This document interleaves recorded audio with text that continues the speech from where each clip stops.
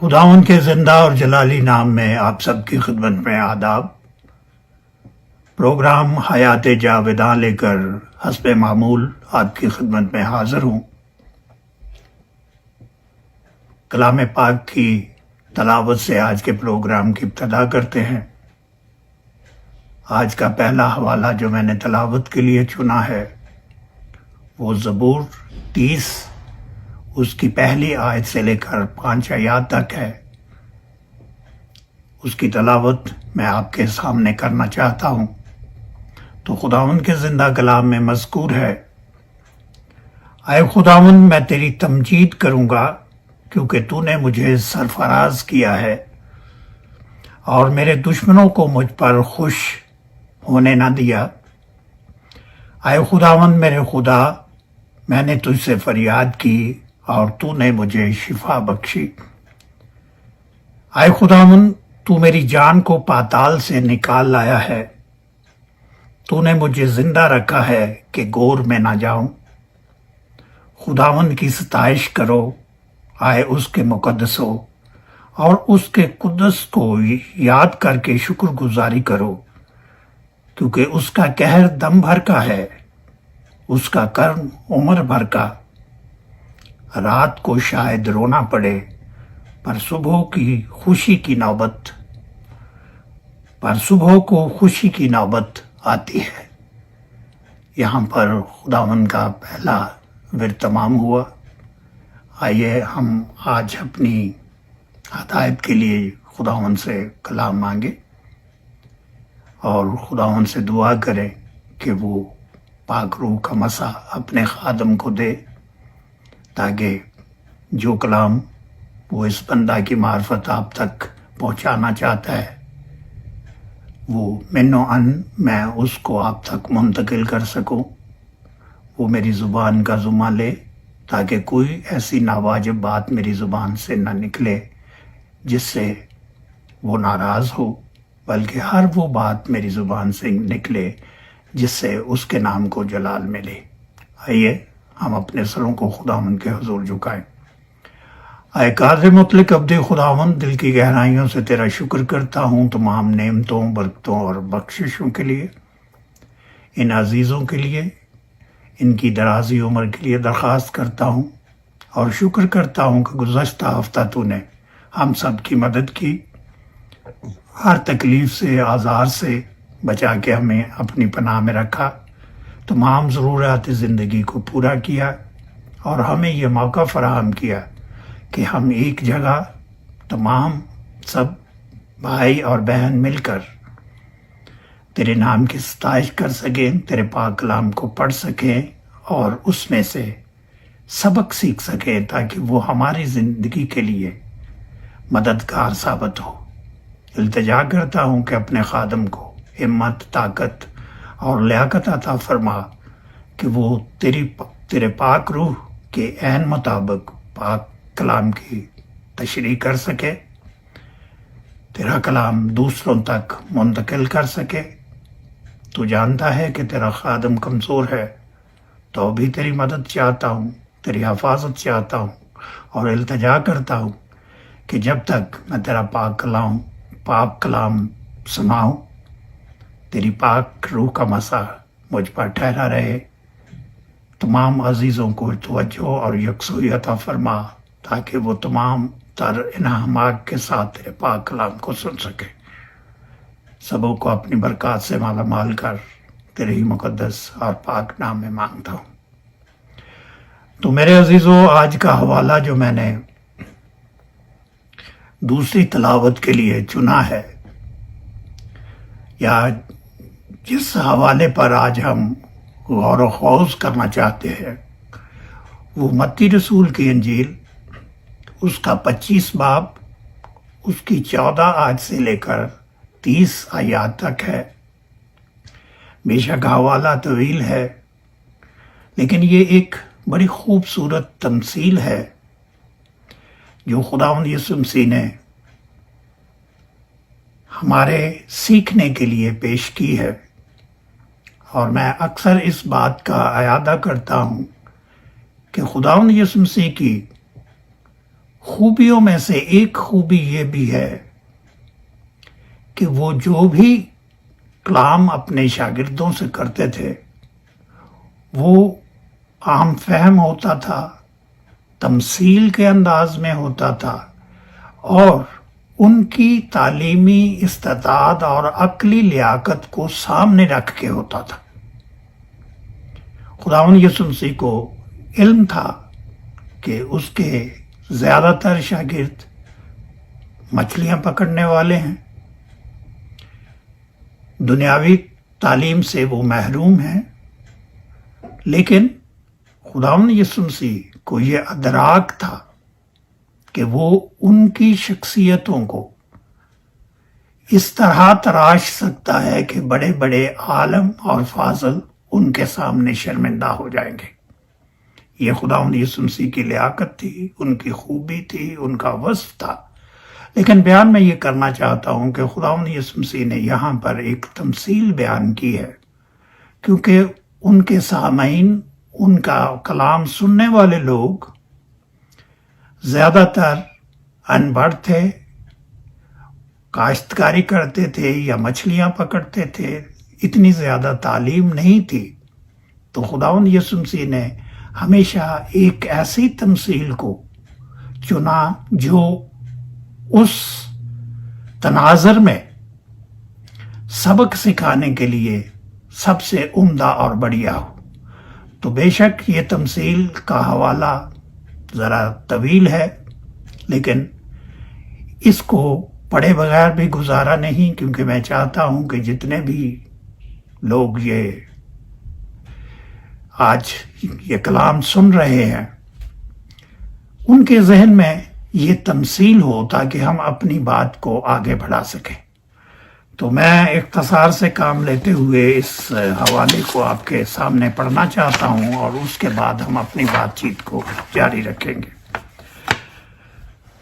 تو خداوند کے پاک کلام میں مرقوم ہے متی رسول کی انجیل، اس کا 25 باب اور 14 آیت سے لے کر 30 آیات تک۔ کیونکہ یہ اس آدمی کا سا حال ہے جس نے پردیس جاتے وقت اپنے گھر کے نوکروں کو بلا کر اپنا مال ان کے سپرد کیا، اور ایک کو 5 توڑے دیے، دوسرے کو 2 اور تیسرے کو 1، یعنی ہر ایک کو اس کی لیاقت کے مطابق دیا، اور پردیس چلا گیا۔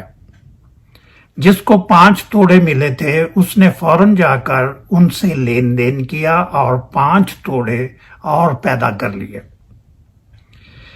اسی طرح جسے وہ 2 ملے تھے اس نے بھی 2 اور کمائے، مگر جس کو 1 ملا تھا اس نے جا کر زمین کھودی اور اپنے مالک کا روپیہ چھپا دیا۔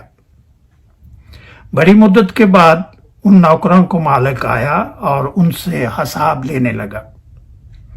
جس کو 5 توڑے ملے تھے وہ 5 توڑے اور لے کر آیا اور کہا، اے خداوند، تو نے 5 توڑے مجھے سپرد کیے تھے، دیکھ میں نے 5 توڑے اور کما لیے۔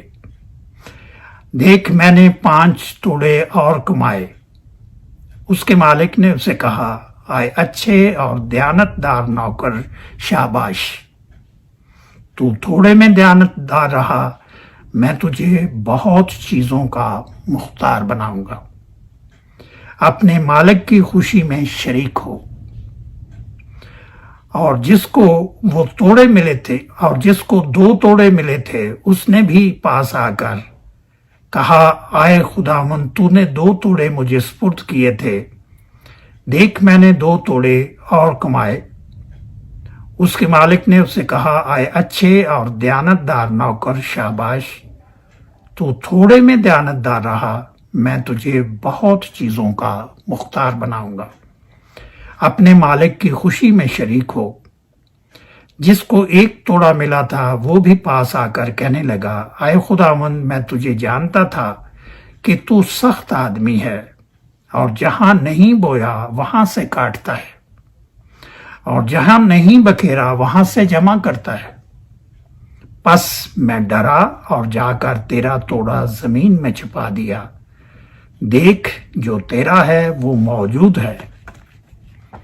اس کے مالک نے جواب میں اس سے کہا، آئے شریر اور سست نوکر، تو جانتا تھا کہ جہاں میں نے نہیں بویا وہاں سے کاٹتا ہوں، اور جہاں میں نے نہیں بکھیرا وہاں سے جمع کرتا ہوں، بس تجھے لازم تھا کہ میرا روپیہ ساہوکاروں کو دیتا تو میں آ کر اپنا مال سود سمیت لیتا۔ بس اس سے وہ توڑا لے لو، اور جس کے پاس 10 توڑے ہیں اسے دے دو، کیونکہ جس کے پاس ہے اسے دیا جائے گا، اور اس کے پاس زیادہ ہو جائے گا، مگر جس کے پاس نہیں اس سے وہ بھی جو اس کے پاس ہے لے لیا جائے گا۔ اور اس نکمے نوکر کو باہر اندھیرے میں ڈال دو، وہاں رونا اور دانت پیسنا ہوگا۔ خداوند کے کلام کے پڑھے جانے پر اس کی برکت نازل ہو۔ تو میرے عزیزو، یہاں پہ ہم نے دیکھا کہ ایک مالک ہے جو اپنے نوکروں کو بلا کر ان کو بالترتیب ایک کو 5 اور دوسرے کو 2 اور تیسرے کو 1 توڑا دیتا ہے، اور ان توڑوں کے دینے کا مطلب یہ ہے کہ ان توڑوں کو استعمال کر کے مزید پیسہ کمایا جائے۔ یہ تمثیل جو ہے یہ بنیادی طور پر روپے پیسے سے تعلق رکھتی ہے۔ تو اس کو بیان کرنے سے پہلے میں یہ واضح کر دینا چاہتا ہوں کہ یہاں پہ خداوند یسوع مسیح روپیہ بڑھانے کی اسکیم نہیں بتا رہے، یا وہ مالی اعتبار پہ فائدہ لینے کی بات نہیں کر رہے، بلکہ اس کے میرے نزدیک روحانی مطالب ہیں۔ توڑے سے مطلب یہاں پہ روپیہ نہیں ہے، بلکہ وہ خوبی ہے، وہ وصف ہے جو خداوند ہر ایک شخص کو اس کی لیاقت کے مطابق عطا کرتا ہے۔ ہم دنیا میں جتنے بھی شخص ہیں، جتنے بھی لوگ موجود ہیں، خداوند نے ان کو کوئی نہ کوئی ایسا توڑا دیا ہے جس سے ان کی شخصیت دوسرے لوگوں سے متعارف ہوتی ہے، یا وہ توڑا ان کی پہچان ہوتا ہے۔ تو ہم دیکھتے ہیں کہ خداوند نے مختلف لوگوں کو طرح طرح کی نعمتوں سے آسودہ کیا ہے، اور وہ چاہتا ہے کہ ہم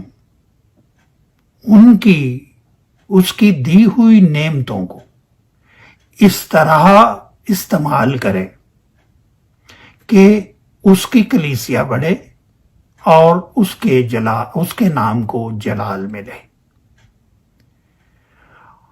جب ہم اپنے توڑے کو خداوند کے لیے کلیسیا بنانے میں استعمال نہیں کرتے، تو اس کا مطلب ہے کہ ہم اس توڑے کو ضائع کرتے ہیں، جس سے خداوند ناخوش ہوتا ہے۔ اس میں تمثیل میں ہم نے دیکھا کہ 3 نوکر ہیں جن کو 5، 2 اور 1 توڑا دیا گیا۔ سب سے پہلی بات تو یہ ہے کہ خداوند ہماری اہلیت اور صلاحیت کو بخوبی جانتا ہے۔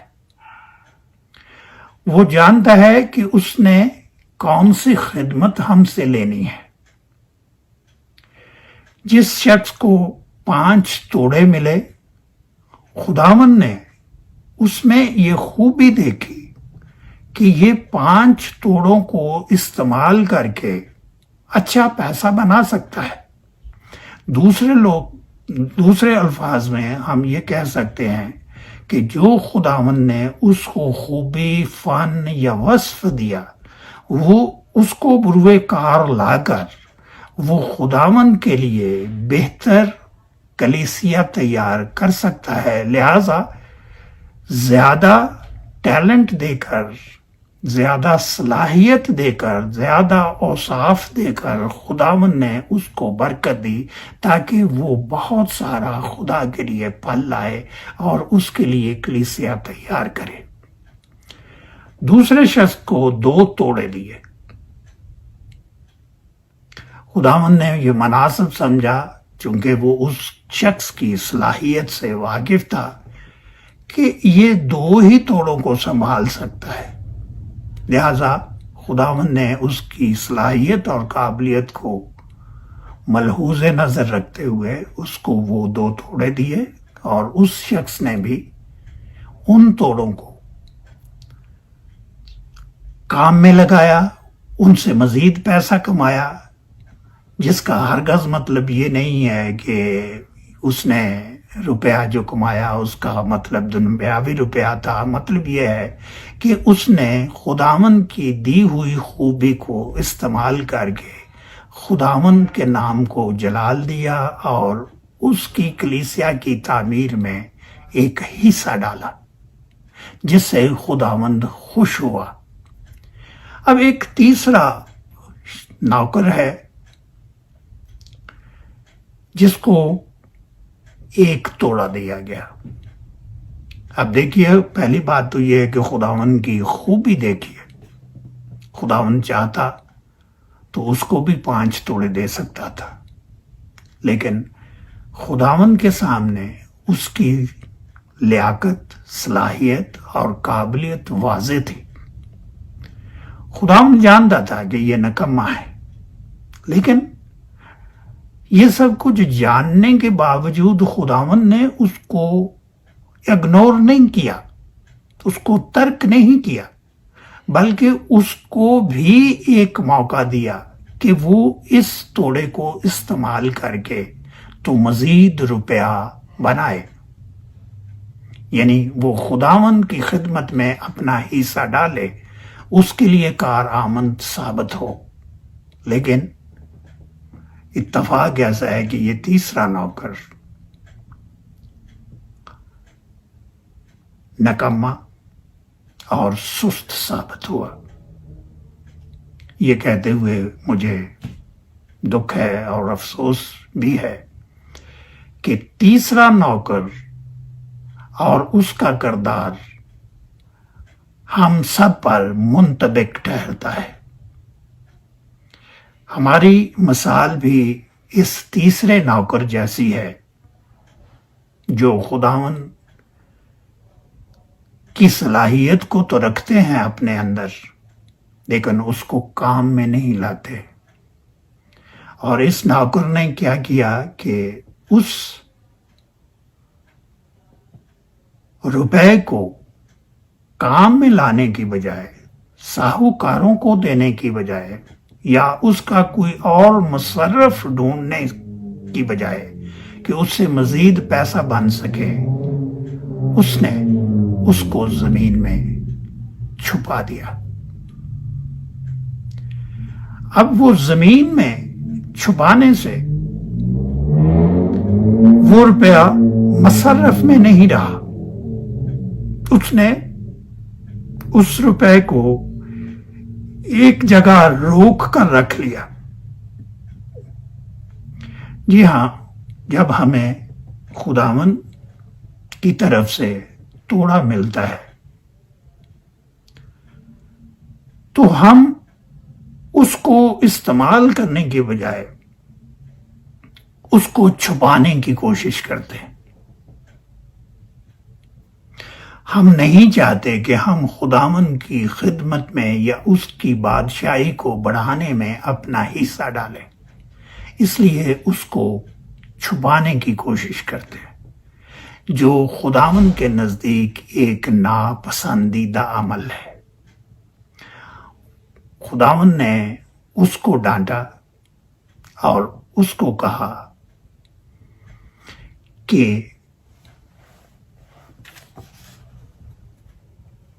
تو نے سستی اور کاہلی سے کام لیا ہے.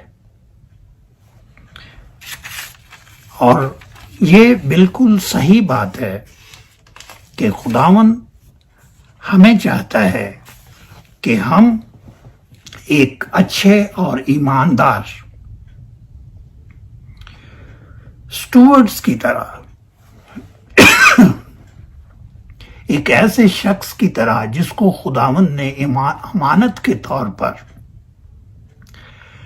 کلام دیا ہے، ہم اس کو بڑھانے میں حتی المقدور کوشش کریں.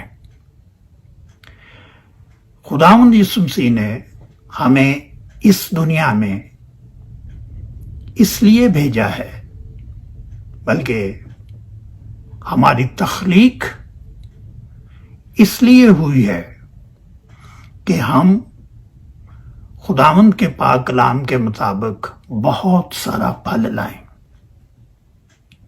میں اکثر پیدائش کی کتاب کا ذکر کرتا ہوں، اور اس لیے ذکر کرتا ہوں کہ پیدائش کی کتاب میں ہمیں ہر چیز کی تخلیق کے بارے میں تفصیل سے علم ہو جاتا ہے.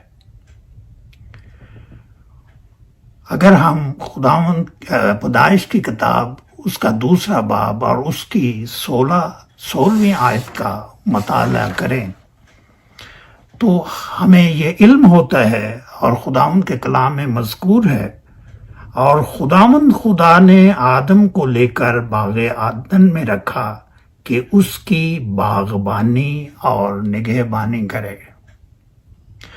خداوند نے انسان کو، آدم کو تمام تر نعمتوں سے سرفراز کیا، لیکن اس کے لیے کام بھی مقرر کیا. پہلا کام تھا کہ وہ خداوند کی قربت اور رفاقت میں رہے، اور دوسرا کام یہ تھا کہ وہ باغ عدن کی باغبانی اور نگہبانی کرے. یہ اس کا کام تھا. میں سمجھتا ہوں کہ ہر مسیحی جو مسیحی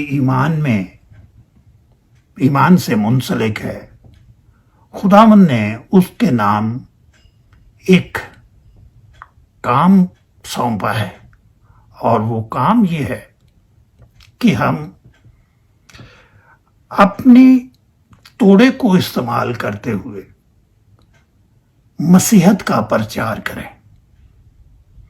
اپنے ایمان کی ترقی کے لیے اپنے کردار سے، اپنی گفتار سے، اپنے عمل سے، اور اپنی خوبی سے، اپنے اوصاف سے جو خداوند نے ہمیں ودیعت کیے ہیں، ان سے خداوند کے پاک کلام کا پرچار کریں.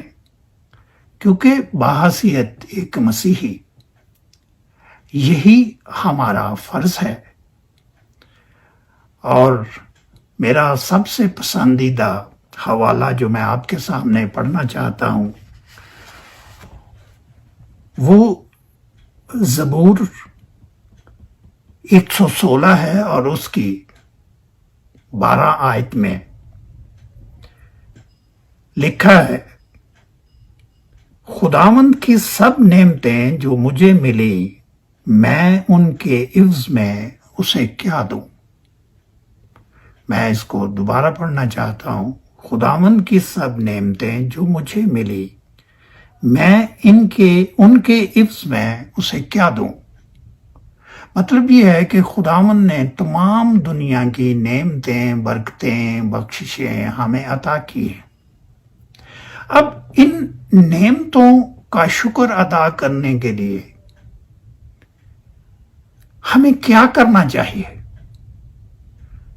اگر ہم ٹھنڈے دل سے اس بات پر غور کریں تو ایک چیز ذہن میں آتی ہے کہ ہمیں چاہیے کہ ہم اس کے پاک کلام کی ترقی اور ترویج کے لیے اپنی صلاحیتوں کو استعمال کرتے ہوئے اس کی بادشاہی کو بڑھانے میں اپنا کردار ادا کریں.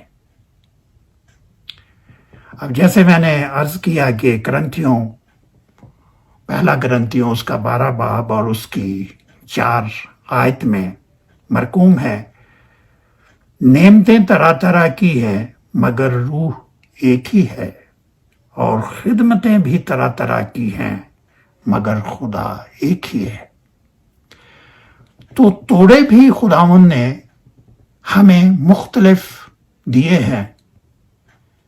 کوئی اچھا مبشر ہے، کوئی اچھا منتظم ہے، کوئی اچھا ترجمان ہے، کوئی موسیقی میں دسترس رکھتا ہے، کوئی ساز بجاتا ہے،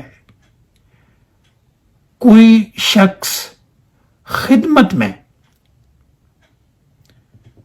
اعلیٰ کارکردگی کا مظاہرہ کرتا ہے۔ یہاں خدمت سے مطلب پاسبانی خدمت ہی نہیں، بلکہ یہ ہے کہ بیواؤں اور یتیم بچوں کی خدمت کرنا، ان کی نگہداشت کرنا، ان کی ضروریات کا خیال رکھنا، غریبوں اور مسکینوں میں جا کر ان کی ضرورتوں کا اندازہ کرنا اور بر وقت ان کی ضرورتوں کو پورا کرنے کے لیے اپنے ذرائع کو اور صلاحیتوں کو استعمال کرنا، یہ تمام چیزیں خداوند کی طرف سے دیے ہوئے توڑے ہیں۔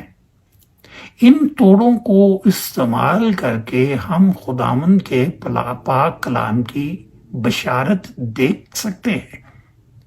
یہی وہ پھل ہیں جو ایک مسیحی ایماندار کی زندگی میں نظر آتے ہیں اور لگتے ہیں، اور یہ تب ہی ممکن ہوتا ہے جب ہم خداوند کے پاک کلام کو پڑھتے ہیں، اپنے توڑوں کو پہچاننے کی کوشش کرتے ہیں۔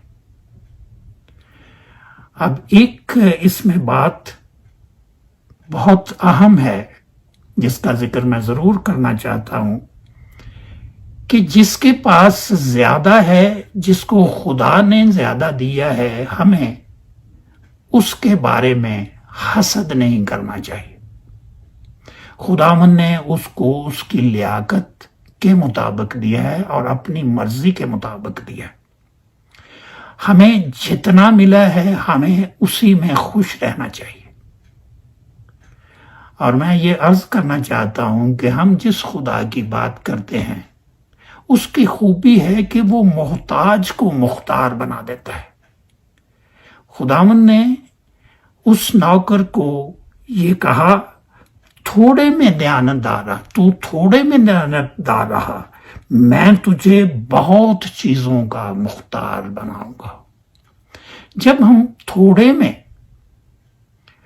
قناعت کا مظاہرہ کرتے ہوئے خداوند کی مرضی کے مطابق اس میں خوش رہتے ہیں تو خداوند ہم سے خوش ہوتا ہے۔ وہ جانتا ہے کہ اس شخص نے اپنی مرضی کو مسلط نہیں کیا، بلکہ اس نے میری مرضی کو مقدم جانا ہے، اور خداوند اس عمل کو دیکھتے ہوئے ہم کو محتاج سے مختار بنا دیتا ہے۔